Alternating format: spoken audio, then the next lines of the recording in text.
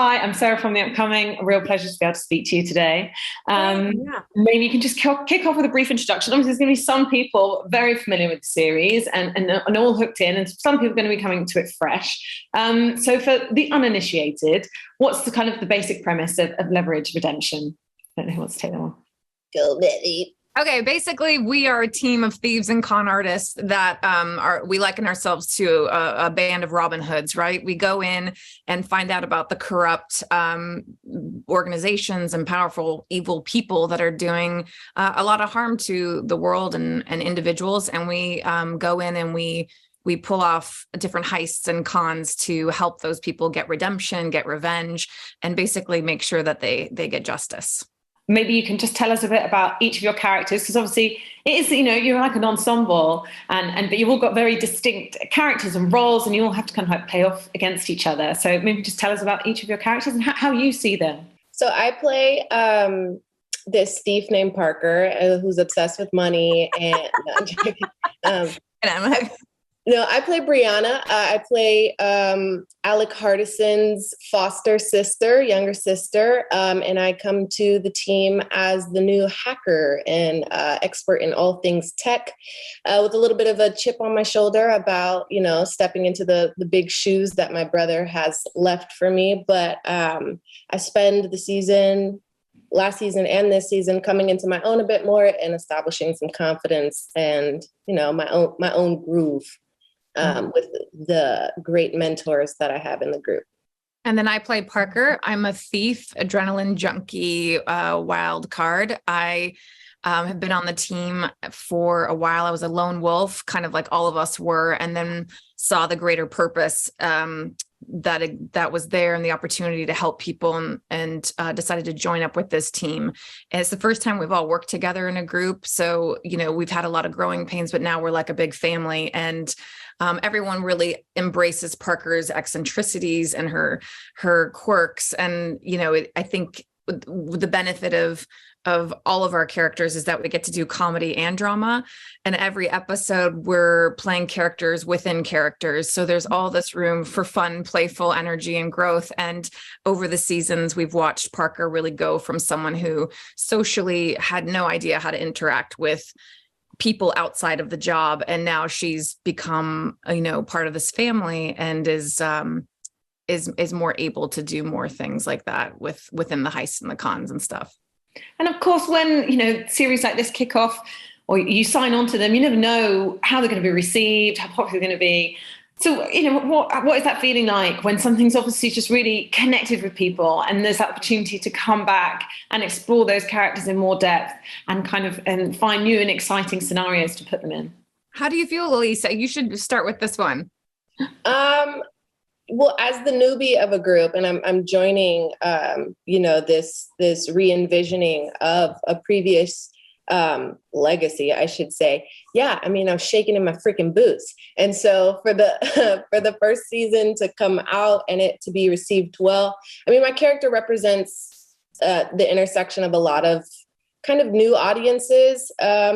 I definitely hold it down for people of color, and I hold it down for the LGBTQIA plus community, and the age of the geek, as Hardison says. So that intersection, and to know that my people responded well to that, and those audiences responded well to that, and for, other people who relate to other characters more, for them to respond to my character too and say, hey, we didn't miss a beat. It was just an honor to be in that position. I can't say it enough. I benefited from years of hard work from, this original team. And I definitely, was brought into the family with open arms. So it's been a joy. Yeah, that well said. That's amazing. I agree with everything she said. It's been a complete joy. Also, having Aleyse and Noah Wiley breathe new life into the show with their talent and skill and their personalities. It's been so fun and refreshing. And obviously, it was a huge relief to see that people were, embracing this new iteration of the show with COVID restrictions and all the things that we were sort of up against. I think we were all really excited for everybody to see that we were back in action.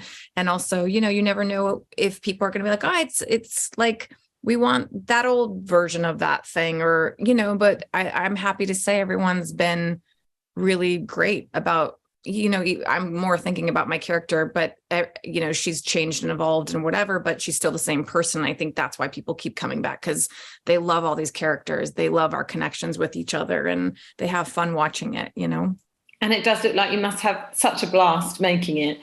What is it like working with your co-stars, with Gina, with Noah, with Christian? And do you have some standout moments that you remember from being on set?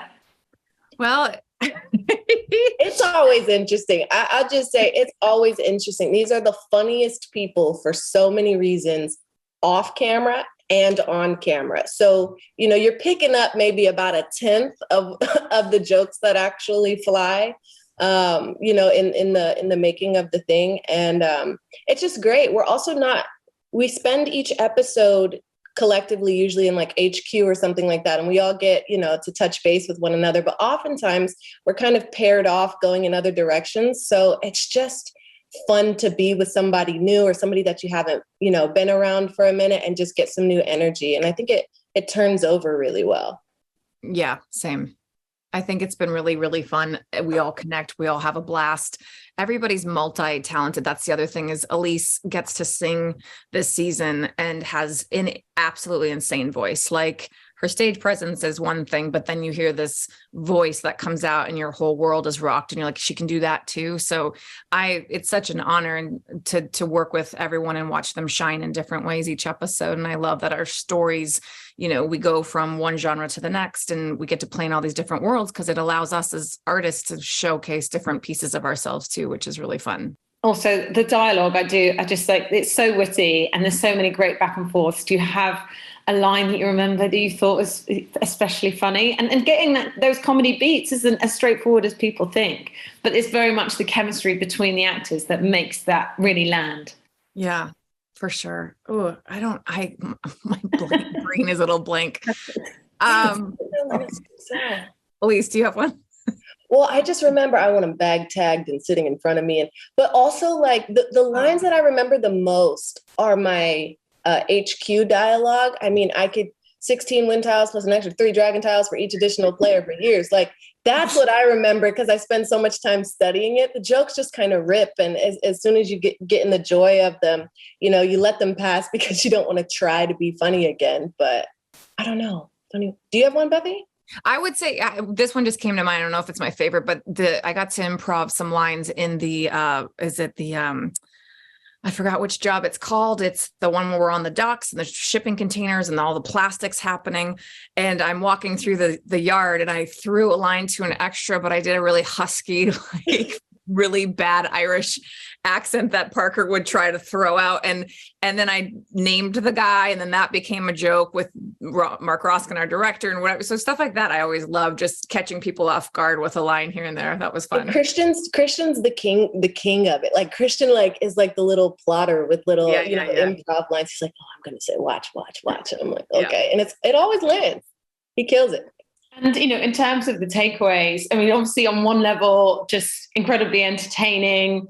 The fact that, you're going into sort of a completely different scenario in each episode, but there's also, meaty, contemporary issues brought up, through the humor and through the comedy, like dumping, the amount of waste dumped into our oceans. So you think there's kind of like multiple levels to that, and this incredible kind of diverse cast with lots of amazing female characters. So it's just got a lot in there for people to take away. Absolutely. Yeah. And I think that's the biggest takeaway when people give us feedback, or the one I noticed the most, is that it's something that at the end of the day makes them feel good, that they can watch with their whole family and laugh, and also be emotionally impacted. And it makes them think a little bit about, oh yeah, how can I help? That is happening in the world, and that something can be done about it, which is a really good feeling right now, especially. Did you want to add anything to that?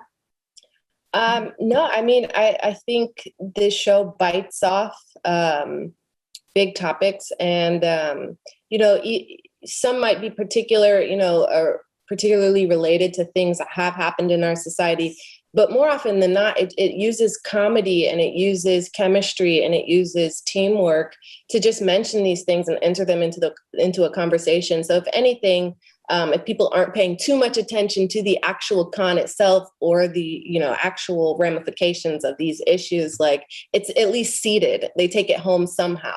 And I think that's really clever and really unique to start conversations in that way.